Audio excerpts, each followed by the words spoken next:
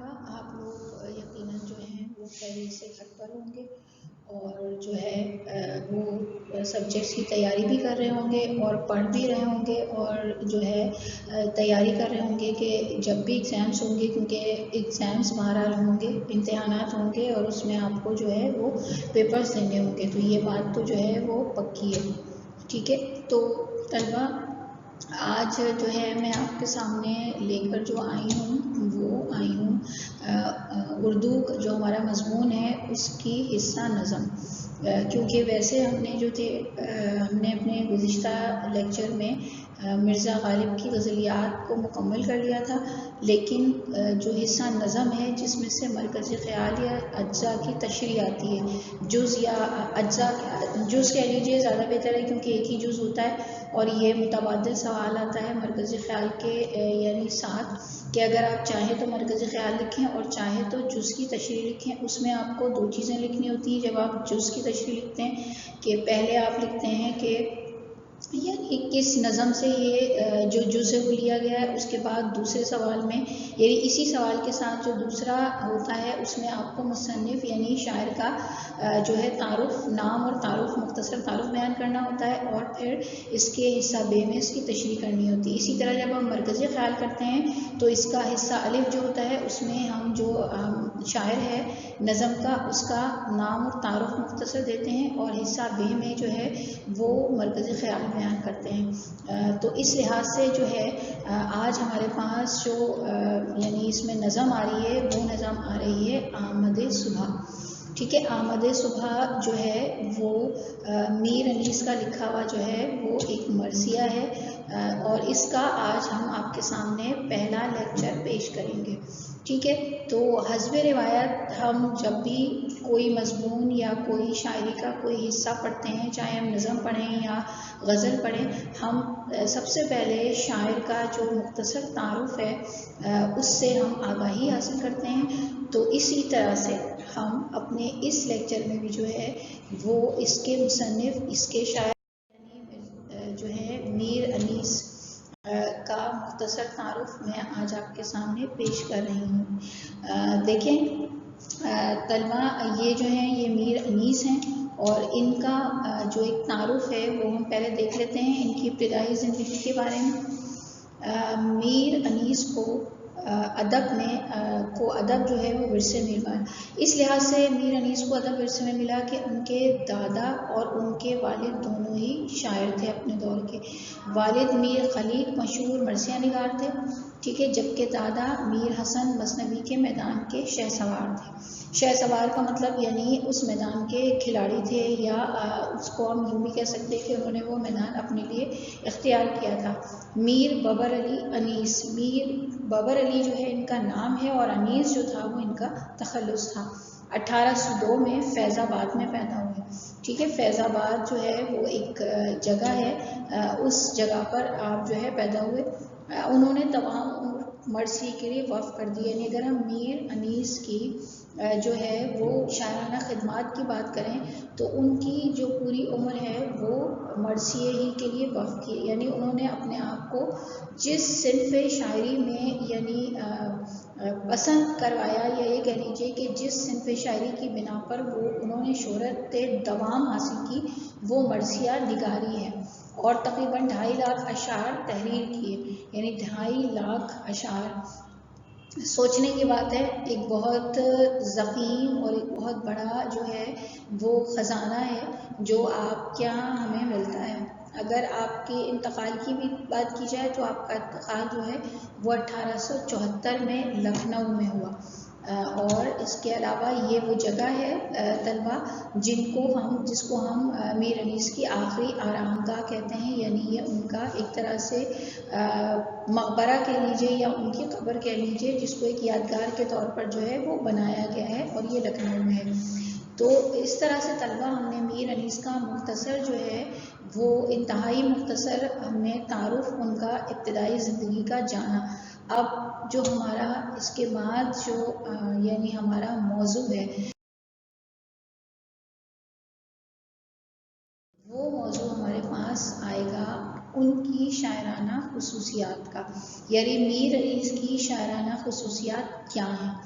تو پہلی انہوں نے خود ایک اپنے بارے میں بہت اچھا شعر کہا، اور یہ شعر وہ ہے جو کہ زد عام ہو گیا، یعنی بہت زیادہ مشہور ہوا۔ عمر گزری ہے اسی دشت کی سیاہی میں، عمر گزری ہے اسی دشت کی سیاہی میں، 5ویں پشت ہے شبیر کی مداحی میں۔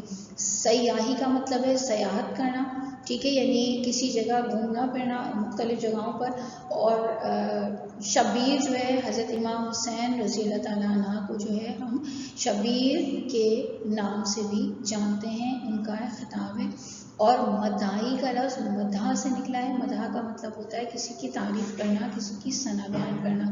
تو میر انیس نے یہ شعر خود اپنی شاعری کے متعلق جو ہے وہ لکھا ہے۔ اب یہ ان کی جو ہے وہ مختصر یا یہ کہہ لیجیے کہ مکمل کتاب ہے، جس کو کہا جاتا ہے میراثی میر انیس مرحوم۔ میراثی جو ہے وہ مرثیے کی جمع ہے، یعنی اس میں میر انیس کے جو جتنے بھی انہوں نے مرثیے جو ہے وہ لکھے یا مراثی لکھے، ان سب کو اس کتاب کے اندر جو ہے وہ جمع کیا گیا۔ اور یہ کتاب جو ہے مطلب اور بھی آپ کی کتابیں ہیں، لیکن یہ کتاب جو ہے وہ آپ کی زیادہ مشہور ہوئی ہے۔ اس کے بعد ہم دیکھ لیتے ہیں ایک ایک کر کے میر انیس کی جو خصوصیات کلام ہیں وہ کیا ہیں، یعنی وہ کون سی ایسی کلام کی خصوصیات ہیں جو انہیں دیگر شعراء سے یا اپنے دور کے شعراء سے ان کو الگ جو ہے وہ ظاہر کرتی ہیں۔ تو اس میں پہلی جو یعنی خصوصیت ہے وہ ہے منظر نگاری۔ منظر نگاری آپ کو معلوم ہی ہے کہ کسی چیز کی تصویر جو ہے وہ ہو بہو پیش کرنا۔ میر انیس کے کلام کی جو اہم ترین خوبی ہے وہ یہ ہے کہ انہوں نے اس صفت میں کمال حاصل کیا، یعنی ان کی اس خوبی کے اندر بھی جو ہے بہت زیادہ کامیابی حاصل ہوئی، اور انہوں نے ہر منظر کی منظر نگاری بڑے خوبصورت طریقے سے کی۔ منظر نگاری کا مطلب کیا ہے کہ جیسا منظر نظر آ رہا ہے، جو کچھ نظر آ رہا ہے وہی کچھ پیش کیا جائے۔ انہیں اس صفت میں کمال حاصل تھا، یعنی منظر نگاری کو پیش کرنے میں خاص طور پر الفاظ کے ذریعے اس چیز میں میر انیس کو جو ہے وہ کمال حاصل تھا۔ ان کے مرثیوں میں منظر نگاری حقیقت کا رنگ بھر دیتی ہے، یعنی انہوں نے عام طور پر جو ہے ایسی چیزیں استعمال نہیں کی جن کی منظر کشی نہ کی جا سکے، بلکہ ان ہی چیزوں کو اپنے مرثیے کا حصہ بنایا جن کی منظر نگاری جو ہے وہ حقیقت پر مبنی ہو، یعنی انہوں نے حقیقت کو سب سے زیادہ اہمیت دی۔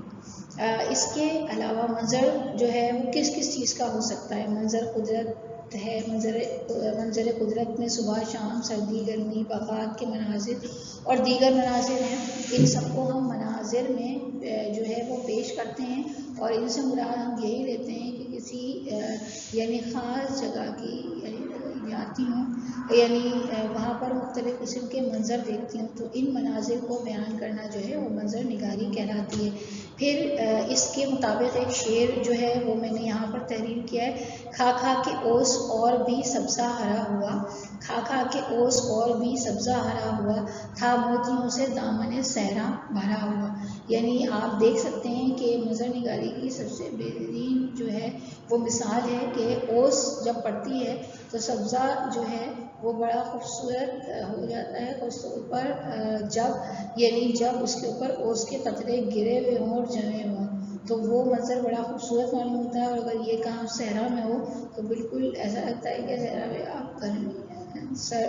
آپ گرمی نہیں ہے، اور جو موسم ہے وہ یعنی اس کا صرف محسوس کرنے کا طریقہ ہے، اس کو ہم یہ کہہ سکتے ہیں کہ اوس کی وجہ سے تھوڑی سی نمی ہو گئی ہے۔ تو ایک خصوصیت تھی، اس سے ہم نے واقفیت حاصل کی۔ اب ان کی دوسری خصوصیت جو ہمارے پاس آ رہی ہے وہ آ رہی ہے جذبات نگاری۔ لیکن جذبات نگاری جو ہے وہ میر انیس کے کلام کی ایک بڑی خصوصیت ہے۔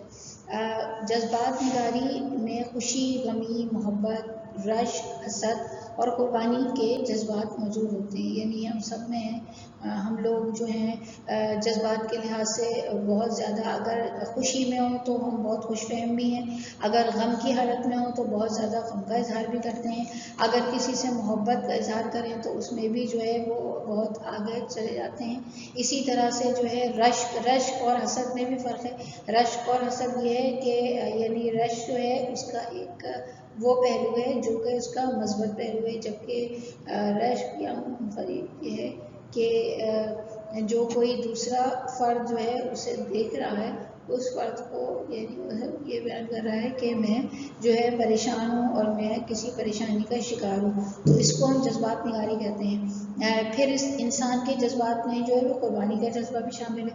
وہ صرف دوسروں کے لیے ہی قربانی نہیں دیتا، بعض اوقات وہ اپنے حالات کے مطابق جو ہے وہ قربانی کو قبول بھی کرتا ہے.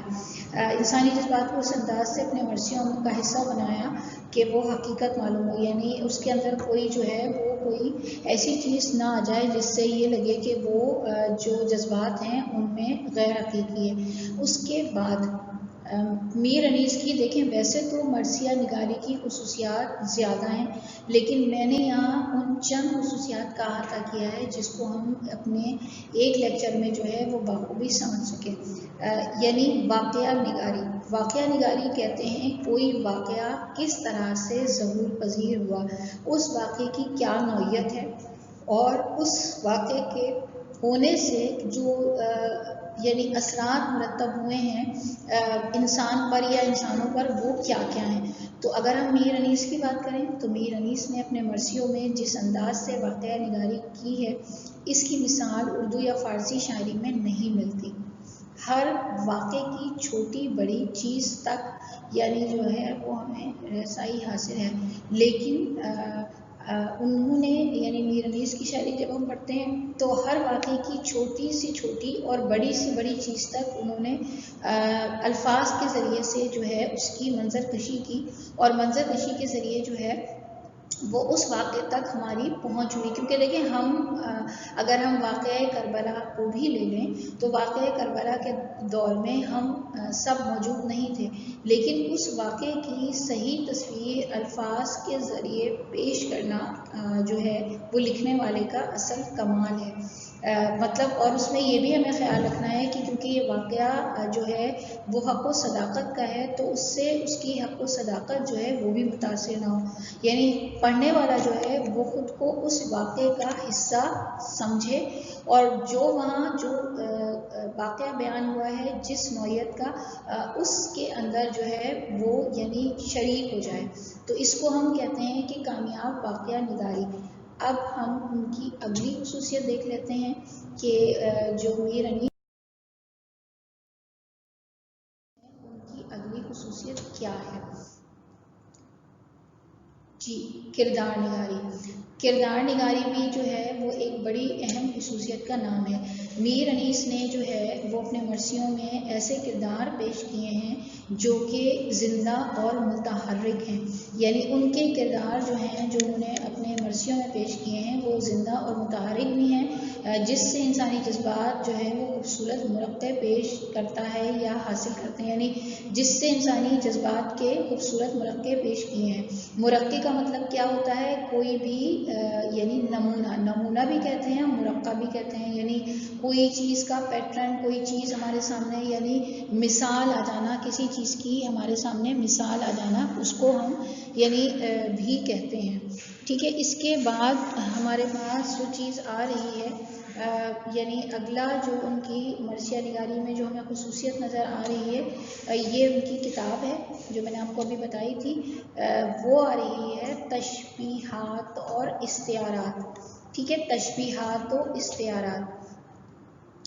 میر انیس جو ہیں وہ محاوروں، تشبیہات اور بے تکلف الفاظ کا ایک وسیع سمندر لیے ہوئے تھے.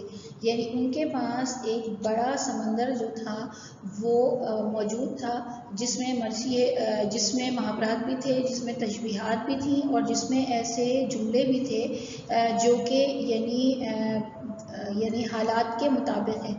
یہاں میں نے ایک شعر اس کے لیے منتخب کیا ہے: ہیرے خجل تھے، گوہر یکتا نثار تھے، پتے بھی ہر شجر کے جواہر نگار تھے، یعنی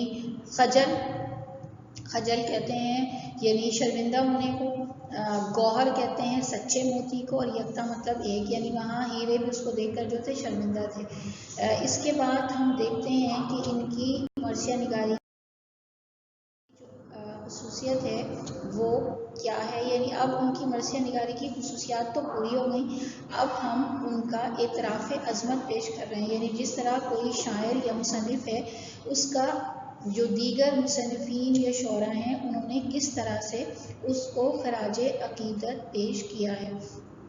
تو کسی نے میر انیس کے متعلق کہا کہ انیس نے ثابت کر دیا کہ حقیقی اور تخلیقی شاعر ہیں، یعنی میر انیس نے یہ بات ثابت کی ہے کہ وہ نہ صرف حقیقی شاعر ہیں بلکہ ان کے اندر تخلیقیت بھی ہے۔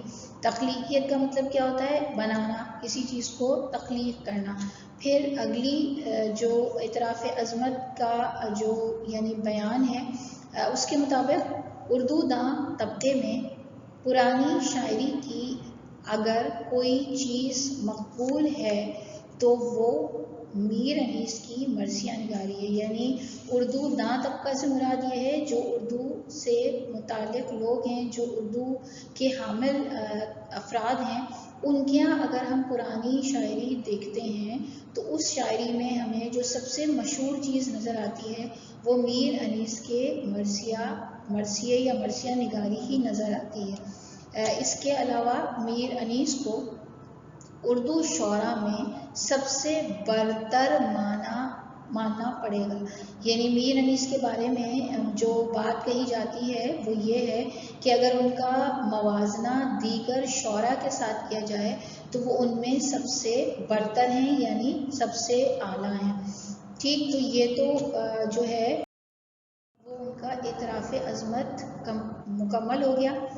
اب ہم چلتے ہیں آمد صبح کی جانب، جو کہ ہمارا مرثیہ ہمارے شامل نصاب ہے، اور یہ جو مرثیہ ہماری کتاب میں پیش کیا گیا ہے ابھی مرثیے کی ابتدا نہیں ہوئی، یعنی مرثیے کے کئی حصے ہوتے ہیں لیکن یہ اس کا ابتدائی حصہ ہے جسے بعض اوقات کچھ مصنفین نے مرثیے کا چہرہ بھی کہا ہے، یا اس کو ہم ابتدا بھی کہہ سکتے ہیں، جس میں ہم جو ہے اس جگہ کی مخصوص جگہ کی منظر کشی وغیرہ کی جاتی ہے۔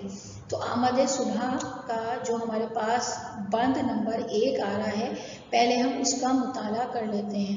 بند نمبر 1 میں جو ہے وہ ہمارے پاس جو اشعار ہیں وہ یہ ہیں: پھولا شفق سے چرخ پہ جب لالا زار صبح، گلزار شخص خزاں ہوا آئی بہار صبح، کرنے لگا فلک زر انجم نثار صبح، کرنے لگا فلک زر انجم نثار صبح۔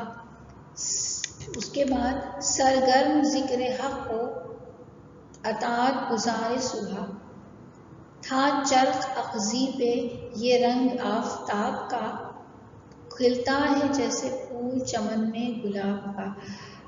اب سب سے پہلے تو طلبہ آپ نے ایک بات جو ہے اس کو بغور دیکھا ہوگا، جائزہ لیا ہوگا کہ میں نے جو آپ کے سامنے اشعار پیش کیے ہیں وہ کتنے ہیں ایک بند میں؟ جی بالکل صحیح، آپ نے بالکل صحیح کہا، اس میں 6 مصرے ہیں۔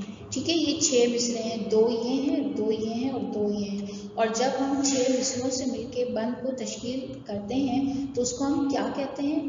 بالکل صحیح، مسدس۔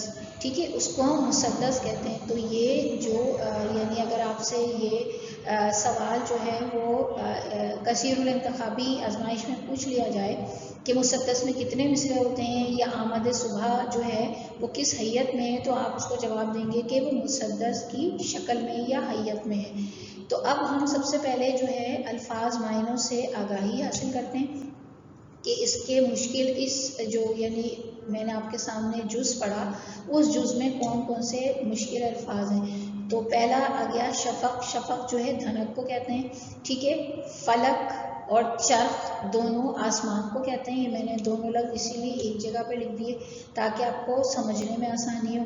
اخذی جو ہے سبز رنگ کو کہتے ہیں، سبز یا ہرا رنگ، اس کو ہم اخذی کہتے ہیں۔ اب یہاں جو ہے شاعر نے بڑی خوبصورت انداز میں جو ہے وہ بات کی ہے وہ یہ کہہ رہے ہیں کہ جس صبح کا آغاز ہوا، یعنی وہ صبح جو کہ یعنی کربلا کی صبح تھی، اور اس کربلا کی صبح میں جب سورج نے اپنی شعاعیں جو ہیں وہ آسمان پر پھینکی، یا اس کو کہہ سکتے ہیں کہ سورج اس صبح جب طلوع ہوا تو پورے آسمان پر ایک شفق پھیلے۔ شفق سے مراد کیا ہے؟ یعنی ایک طرح کی سرخی شفق۔ دیکھیں طلبہ، دو وقت ہمیں نظر آتی ہے، ایک صبح کے وقت جب سورج طلوع ہوتا ہے، اور دوسرا شام کے وقت جب سورج غروب ہوتا ہے۔ عموماً یہ ایسا بھی ہوتا ہے کہ جب بادل آسمان پر ہوں تو شفق کے جو رنگ ہیں وہ ذرا زیادہ واضح ہوتے ہیں۔ لالا زار جو ہے وہ سرخ رنگ کے پھولوں کو کہتے ہیں۔ تو شاعر اس میں کہہ رہا ہے کہ جب یعنی سورج جو تھا وہ آسمان پر بلند ہوا تو اسے دیکھ کر بالکل ایسا معلوم ہوا کہ جیسے آسمان پر جو ہے وہ لالا کے سرخ پھولوں کا باغ جو ہے وہ کھل گیا ہے، اور پورا جو گلزار تھا وہ شب خزاں جس پر آ چکی تھی، اس شب خزاں کو اس گلزار نے یعنی پھولوں نے جو تھا وہ بہار میں تبدیل کر دیا، کیونکہ یہ بہار صبح تھی۔ یہ جو آج صبح نمودار ہوئی تھی، یہ صبح جو تھی وہ بہار کی تھی۔ پھر اس خوبصورت منظر کو دیکھ کر جو وہاں یعنی ستارے تھے، وہ یعنی ستاروں کی جو انجمن تھی، وہ یا ستارے تھے، وہ سارے کے سارے جو تھے اس منظر پر جو تھے وہ نثار ہونے لگے۔ نثار کا مطلب کیا ہے؟ قربان ہونے لگے، اور تمام جو لوگ تھے وہ ذکر میں، حق کی ذکر میں، یعنی اللہ تعالیٰ کے ذکر میں، اس کی عبادت میں، اس کے افکار میں جو تھے مشغول ہو گئے، اور سب اللہ تعالیٰ کی اطاعت کرنے لگے۔ اس کے علاوہ کیا ہوا کہ جو آسمان تھا اس کا رنگ جو تھا وہ یعنی نیلے کے بجائے جو تھا سورج کے طلوع ہونے کی وجہ سے، اور اس صبح کی، اس عظیم صبح کی آمد کی وجہ سے جو تھا وہ کچھ سبزی مائل معلوم ہو رہا تھا، جسے ہم کہتے ہیں نا سی گرین، تو سبزی مائل معلوم ہو رہا تھا، اور سورج آسمان پر بالکل ایسے ہی روشن تھا جیسے گلاب کا پھول جو ہے وہ کھل جائے اور اس میں جو یعنی دیگر اشیاء ہیں یا چیزیں ہیں وہ پتوں کی مانند نظر آئیں۔ تو اس طرح سے ہم نے اپنا جو ہے یعنی ایک اس میں ایک لفظ اور رہ گیا تھا، زر انجم، نثار کا مطلب ہوتا ہے ستاروں کی چمک۔ ہم نے ایک بند مکمل کر لیا، ٹھیک ہے۔ اب ہم چلتے ہیں اپنے بند نمبر 2 کی جانب۔ تو بند نمبر 2 ہے: چلنا وہ باد صبح کے جھونکوں کا دم بدم، مرغان باغ کی وہ خوش الحانیاں بہم، وہ آب و تاب نہر وہ موجوں کا پیچ و خم، سردی ہوا میں پڑ نہ زیادہ بہت نہ کم، کھا کھا کے اوس اور بھی سبزہ ہرا ہوا تھا، موتیوں سے دامن صحرا بھرا ہوا۔ تو سب سے پہلے ہم تفہیم حاصل کرتے ہیں مشکل الفاظ کی، ٹھیک ہے۔ سب سے پہلے ہمارے پاس لفظ آ گیا دم بدم، یعنی بار بار۔ دوسرا اور تیسرا ہمارے پاس لفظ آیا ہے خوش اعلانیہ۔ خوش اعلانیہ کہتے ہیں خوبصورت آواز میں گانا۔ آب و تاب چمک دمک کو کہتے ہیں۔ اوس آپ کو معلوم ہے کہ نمی یا شبنم کے قطرے جو رات میں جو ہے وہ آسمان سے یعنی پھولوں اور پتوں پر جم جاتے ہیں یا گرتے ہیں، اور اس کے بعد جب صبح ہوتی ہے تو صبح سورج کی روشنی ان کو مزید جو ہے خوبصورت بنا دیتی ہے۔ اس کے علاوہ میں آپ کو یہ بتا رہی تھی کہ جو اس دن جو صبح ہے وہ صبح کتنی جو تھی وہ روشن تھی، اور اس صبح جو تھا وہ کتنا یعنی وہ کتنی خوشگوار تھی۔ جس صبح جو ہے یہ واقعہ پیش آیا، واقعہ یعنی کربلا، کہ وہ صبح جو تھی وہ نور سے بھری ہوئی تھی، اور جو صحرا تھا وہ روشن تھا، یعنی سبزہ زار وہاں موجود تھے، ٹھیک ہے۔ یہ دیکھ لیتے ہیں ہم اس کو پھر سے، دیکھیں یہ بھی ہم نے پڑھا ہے، ہمارے پاس یہ پورا آ گیا۔ دیکھیں वो सुबह वो सब्ज़ाज़ार तायरों के बोल थे, चलना नसीम सुबह का रह रह के बार बार। नसीम सुबह भी जो है वो सुबह की हवा को या ठंडी हवा को कहते हैं, ठीक है। नसीम का मतलब भी ठंडी हवा है। तो वहाँ जो एक जानिब जो थे दरख्तों पे मुख्तलिफ़ किस्म के परिंदे जो थे वो गोल की शक्ल में बैठे हुए थे और अल्लाह ताला की तस्बीह जो थे, अल्लाह ताला की हम्दो सना जो थे वो अपनी खूबसूरत आवाज़ों में कर रहे थे और वो बहुत ज़्यादा थे, बेशुमार थे। जबकि दूसरी जानिब जो थी वो सुबह की ताज़ा और ठंडी हवा जो थी वो हर जानिब रवां थी और ये हवा यानी बार बार इसके झोंके जो थे वो चल रहे थे। फिर दो परिंदों का यहाँ खुसूसन जिक्र किया गया है कि जो कुमरियाँ थीं, जो फाख्ता थीं, वो अपनी खूबसूरत आवाज़ में कू कू करके अल्लाह ताला की हम्दो सना बयान कर रही थी। इसी तरह जो मोर था, आमतौर पर मोर हमने सुना नहीं है क्योंकि मोर का आमतौर पर जो है वो रक़्स मशहूर है, लेकिन मोर भी आवाज़ रखता है और निकालता भी है, ठीक है। तो जो मोर थे वो बड़ी खूबसूरत आवाज़ में अल्लाह ताला का जो ज़िक्र थे वो कर रहे थे। वाथे अब ये इस पूरे मंज़र को देखने के बाद क्या लग रहा था, यानी जहाँ इतना खूबसूरत मंज़र हो, जहाँ दरख्त हों, जहाँ साया हो, जहाँ जो है वो परिंदे हों, जहाँ खूबसूरत उनकी आवाज़ें हों और खूबसूरत ठंडी हवा चल रही हो, तो ऐसा लग रहा था कि शायद जन्नत की कोई खिड़की जो है वो इस जगह खुल गई है और ऐसी जन्नत यानी ऐसा बाग जन्नत का जो नेमतों से भरा हुआ है।